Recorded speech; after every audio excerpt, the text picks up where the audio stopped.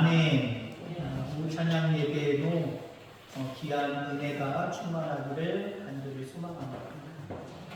통로에 대한 말씀 약 2달간 하고 있고요. 다음 주까지만 하도록 하겠습니다. 오늘은 치유의 통로. 저는 육체적으로 입원을 하고 아파 있는 상태입니다. 완전히 치유받지 못하고 좀 치유되는 과정에 있습니다. 여러분들도 육체적인 아픔을 갖고 계십니까? 아마 있을 겁니다. 저처럼 허리가 아프신 분들도 있을 거고, 그 외에 육체적으로 다른 아픔을, 어떤 상처를 분명히 가지고 있을 겁니다. 물론 어떤 사람들은 나는 그냥 괜찮아요, 특별한 아픔이 없어요, 육체적 아픔이 없어요 라고 하시는 분들도 있을 줄 압니다. 근데 아픔에 대한, 상처에 대한 이야기를 하면서 이렇게도 질문해 보자 합니다. 마음, 정신적으로 아픔이 없습니까? 아마 더 많은 사람들이 아파요 라고 말씀을 하실 겁니다. 혹 육체적인 질병은 없어도, 육체적인 상처나 아픔은 없어도 마음의 상처, 마음의 아픔은 아마 누구나 다 가지고 있을 겁니다. 어떤 조사에서 의하면 누구에게, 어떤 사람에게 상처를 받습니까? 라고 하는 그 조사에 어떤 대답이 나오냐면 1등부터 3등이요, 다 내 주변에 있는 사람이에요. 아주 가까이 있는 사람. 그 사람들의 말과 그 사람들의 행동 때문에 마음의 상처를 입었다는 거예요. 우리 인간은 스스로 혼자 살지 못하잖아요. 많은 사람들과의 관계 속에 살아가잖아요. 그 관계라는 게 좋은 것이지만 때로는 그 관계 때문에 우리는 마음의 상처를 상당히 많이 받고 살아가요. 영적인 아픔은 없습니까? 심령의 아픔은 없습니까? 질문 자체가 좀 세 가지입니다만은 육체적인 아픔이 없습니까? 정신적인 아픔이 없습니까? 영적인 아픔이 없습니까? 점점 들어가면 들어갈수록 아마 여러분의 대답은 아파요, 아파요 라고 이야기할 거예요. 괜찮아요? 아파요, 아파요 것 같아요. 그런데 여러분들, 이 모든 상처를, 이 모든 아픔을 하나님이 치료해 주실 줄 믿습니다. 오늘 본문에 보니까 마지막 절, 나는 치유하는 여호와다 라고 말씀하고 있습니다. 여기에 치유라고 하는 것은 육체적인 아픔도 마찬가지지만 마음, 심령까지도 아픔, 그 모든 아픔, 그 모든 상처를 우리 하나님이 치유해 주신다라고 하는 거예요. 아픔이 없는 게 중요한 게 아니에요. 물론 여러분들 육체적인 아픔이 없기를 바라지만 하나님이 주신 내 육체가 나이가 들어가면서 육체적인 아픔이 없을 수는 없잖아요. 그죠? 뭔가 연약해지고 뭔가 말을 안 듣기 시작을 하고 아파지기 시작을 하고, 그러나 그때마다 치유하시는 여호와의 손길이 여러분의 육체에, 여러분의 마음에, 여러분의 심령 가운데 임하게 될 줄 기억하기를 간절히 소망합니다. 이스라엘 민족이 하나님의 은혜 가운데 홍해를 건넜습니다. 정말 감사한 일이죠. 그때 이스라엘 백성들은 아마 하나님의 은혜에 깜짝 놀랐을 거예요. 우리가 뭐라고 이 홍해를 마른 땅까지 가르셔서 어떻게 건너게 하실 수가 있을까? 또 우리를 따라오는 애굽의 군사들을 어떻게 수장시킬 수가 있었을까? 우리 하나님 참 대단한 하나님이시네. 그 하나님이 우리의 하나님이라니 너무 든든하다. 아마 이렇게 하나님 앞에 영광을 올려드리며 하나님의 자녀인 것을 다시 한번 확신했을 겁니다. 자, 그런데 문제가 발생을 합니다. 그들 마음 가운데 상처가 나기 시작을 합니다. 그들의 삶 가운데 뭔가 육신적인 고통이 몰려오기 시작을 합니다. 마실 물이 없다는 거예요.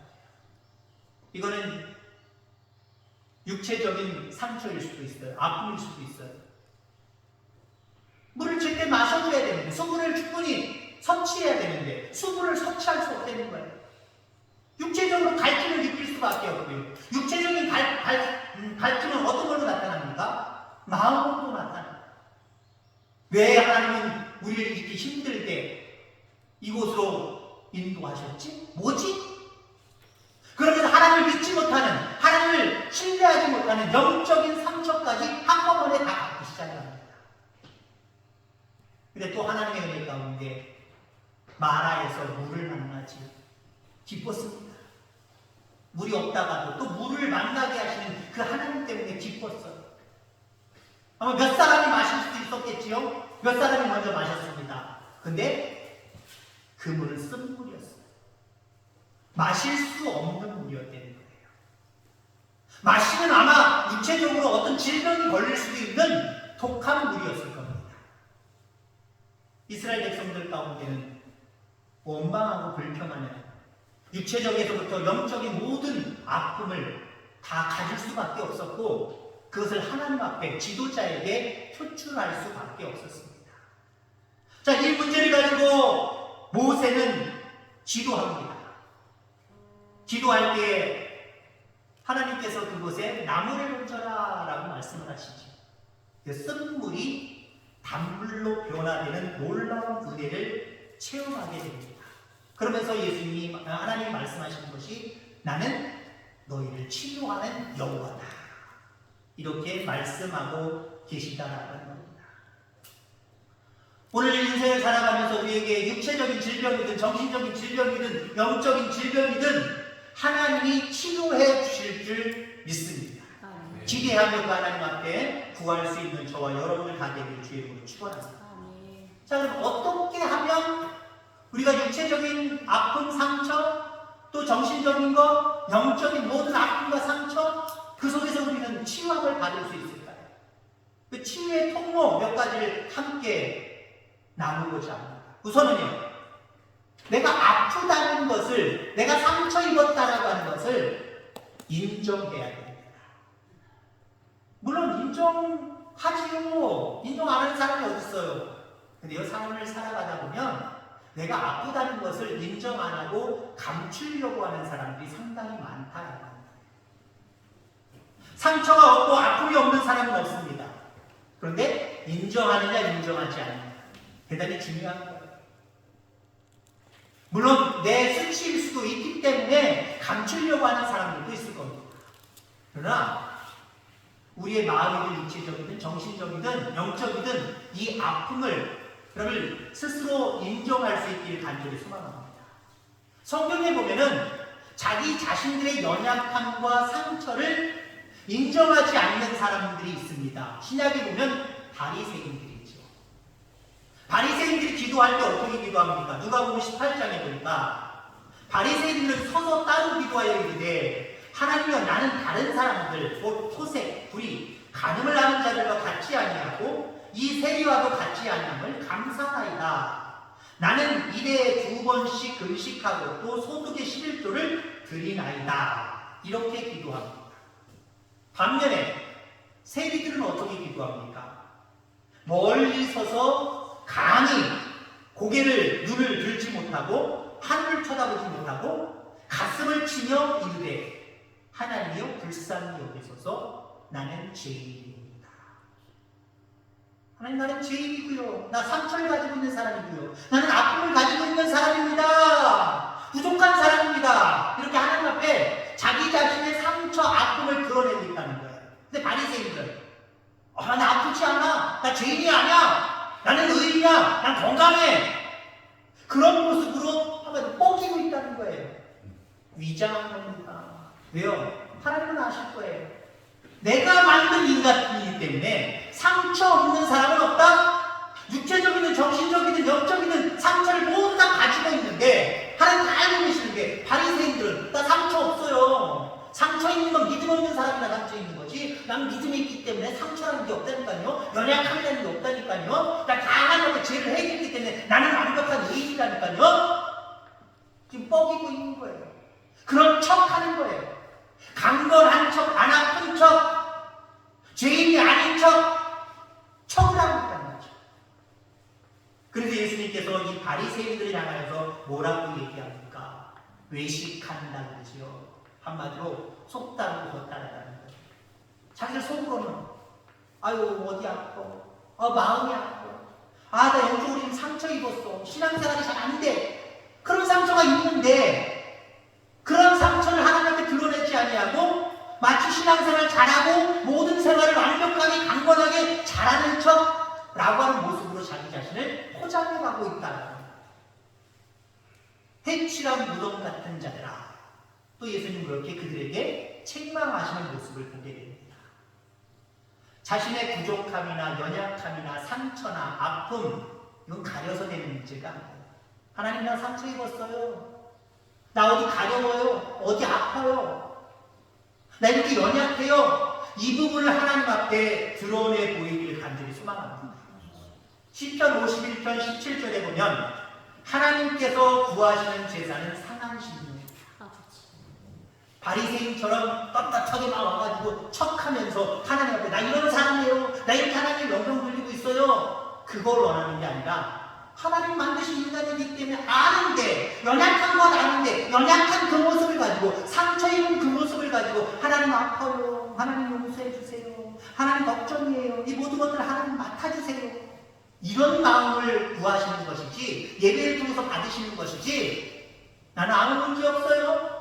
안 아파요? 라고 하는 척하는 그런 모습을 하나님 기뻐하시는 것이 아니다. 주님 앞에 내 연약한 모든 것들을 드러내 보일 수 있는 저와 여러분들 다 되기를 주의 이름으로 축원합니다. 여기서부터 하나님의 치유가 시작되는 거예요. 그냥 내가 아프다고 하나님 아시겠지? 하나님만 아시겠지? 드러내 보이지 않을 때 하나님이 치료해 주신다? 물론 하나님 그런 능력이 있으시지만 하나님 우선 우리가 하나님 앞에 드러낼 때, 때는 믿음의 동지들에게 나 이렇게 아파, 나 이런 상처가 있어, 드러낼 때에 함께 기도하는 그 기도의 능력으로 치유가 시작될 줄 기억하기를 주의 이름으로 축원합니다. 자, 치유의 통로는 또 십자가의 능력을 믿고 십자가 앞으로 나아가야 됩니다. 그냥 단순히 나 어디 아파요 라고 하는 것은 세상 사람들도 다 할 수 있어요. 친한 이웃에게, 친한 친구에게 나 이런 아픔 가지고 있다, 나 이런 상처 가지고 있다, 분명히 얘기할 수 있어요. 근데 중요한 것은 하나님의 능력을 믿고 십자가의 능력을 믿고 그 앞으로 나와야 된다라고 합니다. 모세가 기도할 때 하나님께서 말씀하셨어요. 나무 하나를 취하여서 그 나무를 그 쓴 물에 던져라 라고 말씀하십니다. 그렇게 던졌더니 어떻게 됐어요? 단물이 됐어요. 마실 수 있는 시원한 물이 됐어요. 그 던진 나무는 무엇을 상징하느냐? 십자가를 상징합니다. 그래서 우리의 아픔을 십자가 앞에다 내려놓을 때, 우리의 아픔 속에 십자가를 던질 때, 다시 말해서 구체적으로 내 아픔을 성부와 성자와 성령의 능력으로 치유받은 줄 믿습니다 라고 맡기며 기도할 때 하나님이 치료해 주십니다. 그게 중요한 거예요. 주님의 십자가는 우리를 고치고 치유하고 살리기 위한 고통이었습니다. 그 십자가 앞에 우리의 고통, 우리의 아픔을 내려놓으면 쓴물이 단물이 된 것처럼 아픈 육체가 건강한 육체로 변화되고 상처 입은 그 마음이 깨끗한 모습으로 회복되고 영적인 눌림과 아픔도 기쁨과 평강 가운데로 인도함을 받는 치유가 생겨날 줄 기억하게 되기를 주의 이름으로 축원합니다. 마지막으로 치유의 통로는 주님의 치유를 믿으시기 바랍니다. 나 아파요? 하나님 앞에 맡깁니다. 그게 될까? 이게 될까? 여기서 맡기면 안 돼요. 하나님 앞에 내 아픔을 고백하고 그 십자가 앞에 내어놓고 중요한 것은 믿는 거예요. 치유될 줄 믿습니다. 믿는 거예요. 첫 번째 할 수 있는 사람들 많을 거예요. 두 번째까지 가능해요. 믿으니까 이 십자가 앞에 교회 앞에 와서 하나님 어쩌고 내 상처를 드러내잖아요. 치유해 주실 줄 믿습니다. 말은 그렇지 않은데 실질적인 내 마음속에 확신하느냐, 이건 중요한 거예요. 중요한 문제예요. 많은 그리스도인들이 아픔을 표현하고 아픔을 교회에 와서 하나님 앞에 내려는 놓지만 다시 그 아픔을 싸들고 가는 사람들이 상당히 많다는 거죠. 치료된 줄 믿습니다. 치료하고 계신 줄 믿습니다. 이 믿음이 중요한 거예요. 마가복음 9장에 보면은 한 아버지가 말 못하게 하는 귀신 들린 그 아들을 데리고 예수님께 나왔습니다. 근데 마치 예수님이 거기에 없으셨어요. 기도하러 다른 곳에 가셨어요. 그 아버지가 아들을 데리고 왔을 때 그 자리에는 예수님의 몇몇 제자들만 있었습니다. 자기가 여기에 온 이유를 그들에게 설명해 주었어요. 그랬더니 제자들이 야 우리도 주님처럼 한번 치유해보자 라고 하는 어떤 의무감과 사명감에 이 아버지가 데리고 온 이 아들을 치유하려고 합니다. 나름대로 성부와 성자와 성령의 능력으로 치유해 줄 수 있습니다 라고 기도했겠지요. 합심해서 기도도 했겠지요. 여러 가지 방법으로 예수님이 하시는 것들을 흉내를 내보았겠지요. 그러나 치유되지 못했습니다. 제자들에게 믿음이 없었기 때문에 그랬습니다. 예수님을 그렇게 쫓아다니면서 예수님을 그렇게 존경하고 사랑했음에도 불구하고 믿음이 적었어요. 치유되지 못했어요. 아버지는 실망했을 겁니다. 그때 마치 예수님이 등단하십니다. 다시 나타나십니다. 그곳에 오십니다. 그때 그 아버지가 뭐라고 얘기합니까? 한 번 실망을 해보니까 믿을 수가 없는 거예요. 내가 잘못 왔나? 괜히 왔나? 그래서 저전에 선생이라는 예수가 왔으니까 한번 얘기를 한번 해보자. 할 수 있거든. 좀 내 아들을 살려줘 보세요. 고쳐줘 보세요. 이건 확실한 믿음이 아니에요. 너희 제자들도 이렇게 와서 치유해보려고 했는데 못했다. 당신이라고 똑같 뭐 다르겠느냐? 비슷하겠지. 그럼 내가 여기까지 왔으니까 한번 해보지 뭐. 한번 치유해봐. 확실하게 신뢰하고 믿는 믿음이 없는 거예요. 그러니까 예수님이 그 아버지와 제자들까지 실망하시는 거죠. 할 수 있거든이 무슨 말이냐. 내게 능력 주시는 자 안에서 능치 못함이 없습니다. 라고 말씀하시면서 그 아버지가 데리고 온 귀신 들린 아들을 치료해 주십니다. 그 전에 그 아버지가 먼저 이런 고백을 하죠. 예, 내가 믿습니다. 자기의 믿음 없음을 책망하시는 주님께 고백하면서 잘못했습니다. 내가 믿음이 없었습니다. 예수님 말씀하신 것처럼 치유될 줄 믿습니다. 그렇게 고백할 때 말 그대로 믿음대로 되어졌다는 거예요. 그렇습니다. 우리 그리스도인들에게 가장 큰 무기는 믿음입니다. 예수 그리스도를 믿는 믿음입니다. 그 믿음이 우리의 육체적인, 정신적인, 영적인 모든 아픔과 상처를 치유해 주십니다. 믿음을 갖기를 간절히 소망합니다. 믿음이 없이는 하나님을 기쁘시게 할 수 없고요.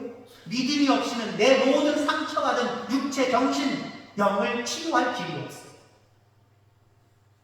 날마다 믿음이 자라도록 경건에 힘쓰는 저와 여러분들 되기를 바랍니다. 믿음은요 마치 콩나물 씨와 같아요. 계속해서 말씀을 듣고 말씀 주야로 묵상하고 예배하고 경건하는 삶을 살 때 그렇게 됩니다. 앞에 우리 장로님네랑 또 뭐 집사님 가정에서 가져다 놓은 사다 놓은 수국들이 있습니다. 또 뒤에도 있고요. 제가 월요일날 갑자기 병원 가서 입원할 것은 생각 못했는데 바로 입원하고 그 다음날 시술하고 이틀 더 있다가 목요일날 나오다 보니까 만 3일 만에 나오다 보니까 수국에 물 주는 거는 생각도 못했어요. 수국은 하루에 한 번씩 물을 저희가 물을 주다 보니까요 조금 받아서 붓는 거는 넘칠 위험도 있고 그 정도가 안 되겠더라고요. 저희도 경험에 매일마다 새벽 예배 마치면은 그 바깥에 꺼내놓고 호수로 물을 잔뜩 줬어요. 그 다르게 다르더라고요. 그렇게 물을 먹으니까요 아주 수북하게 그 배에 축 늘어짐이 없이 빳빳이 서가지고 팔짝 잘 피더라고요. 3일 만에 왔더니 시들 이파리 흠도 없고 꽃잎에 심도 없고 시들 나 죽어라 하고 있더라고요. 다시 물을 몇 번씩 뿌려주니까 우리 집사람이 물을 뿌려주니까 나름대로 100%는 아니지만 거의 소생을 하더라고요. 우리의 신앙도 마찬가지. 일주일에 한 번, 매일 한 번 늘 하나님 앞에 기도하고 경건의 삶을 쌓기를 간절히 소망합니다. 콩나물 시위에 부르며 하루에 한 번이 아니잖아요. 하루에 서너 번, 네다섯 번, 일곱, 여덟 번 상관없어요. 많이 됐다고 콩나물의 시위에 콩이 썩습니까? 안 썩어요. 절대 안 썩어요. 그냥 수시로 주는 거예요. 수시로. 근데 어떻게 돼요? 요만한 콩이 그대로 있는 것 같은데 덮어놨으니까 잘 모르잖아요. 자주 보는 사람들도 있지만 잘 안 보잖아요. 물을 주다 보면 나중에 알고 보면 쑥 자라서 우리가 먹는 그 콩나물이 되잖아요. 믿음은 그런 것 같아요. 내게 치유하는 능력, 하나님의 능력이 나타나기까지 믿음이 키워져 가기를 주의 이름으로 축원합니다. 믿음을 키우는 게 가장 중요해요. 여러분에게 믿음이 있어서 어떠한 육체적인 아픔과 정신적인 아픔과 영적인 아픔 이것이 느껴질지라도 그때그때마다 치유받는 놀라운 치유의 역사가 여러분들 삶 가운데 있게 되기를 주의 이름으로 축원합니다. 기도하겠습니다. 하나님 아버지